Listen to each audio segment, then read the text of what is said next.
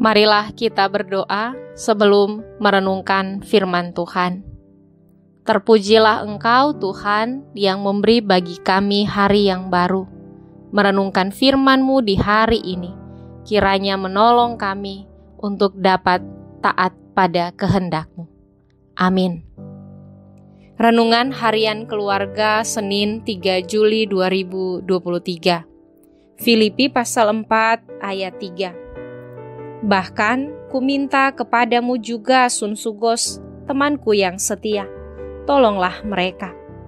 Karena mereka telah berjuang dengan aku dalam pekabaran Injil, bersama-sama dengan Clemens dan kawan-kawanku sekerja yang lain, yang nama-namanya tercantum dalam kitab kehidupan. Judul renungan hari ini, saling menolong. Di era yang semakin maju ini, dengan tingkat persaingan yang tinggi, memungkinkan banyak orang berlomba-lomba untuk bisa berada di puncak, sehingga segala upaya dilakukan orang agar mendapat pengakuan akan keberadaannya.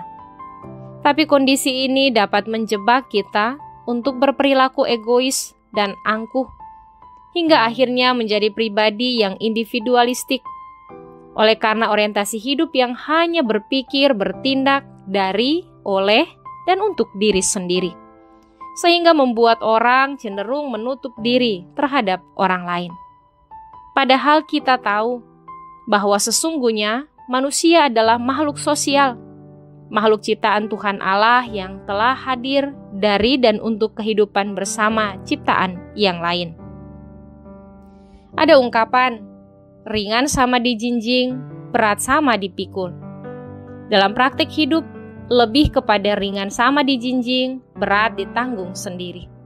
Ungkapan ini menghadirkan pesan bahwa pekerjaan apapun jika dilakukan bersama akan jauh lebih ringan atau mudah dibandingkan jika hanya dikerjakan sendiri.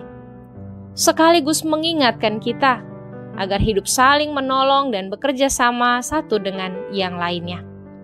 Firman Tuhan hari ini, Paulus menasihati bahwa semua perpecahan bisa diperdamaikan dalam Tuhan Yesus Kristus. Pertengkaran antar pelayan atau pemimpin jemaat di Filipi sangatlah mencolok.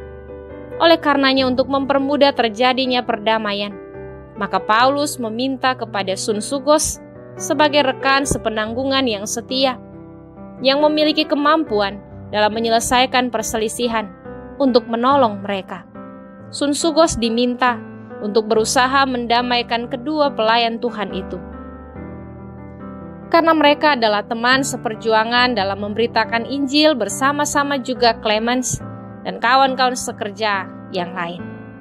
Dari firman ini kita belajar bahwa yang dikehendaki bukanlah perpecahan, melainkan kebersamaan yang menghadirkan kekuatan untuk saling menolong atas dasar kasih Yesus Kristus.